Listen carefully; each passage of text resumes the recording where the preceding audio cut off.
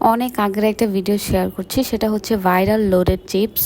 যখন এটা ভাইরাল হয়েছিল তখনকার ভিডিও এটা। তো এটা বানাতে যা যা লাগবে, টমেটো, পেঁয়াজ, কাঁচামরিচ, চিকেন অ্যান্ড সসেজ। তো ফার্স্টে হচ্ছে আমি আলু চিপসটা হচ্ছে যে চুজ করি অ্যান্ড এক এক করে সব কিছু দিয়ে নিই। তারপর হচ্ছে যে অ্যাড করি হচ্ছে মেয়োনেজ অ্যান্ড সস। তারপর হচ্ছে যে পুরোটা উল্টে পাল্টে সেম জিনিসগুলো আমি হচ্ছে যে আবার অ্যাড করে নিচ্ছি।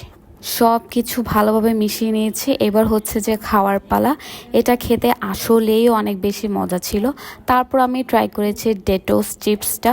সেম ওয়েতেই পেঁয়াজ, টমেটো, সসেজ, চিকেন, কাঁচামরিচ, মেয়োনেজ, সস সবগুলো দিয়ে তারপর হচ্ছে যে আমি উল্টে পাল্টে এই সেম জিনিসগুলোই হচ্ছে যে আমি আবার দিয়ে নেব।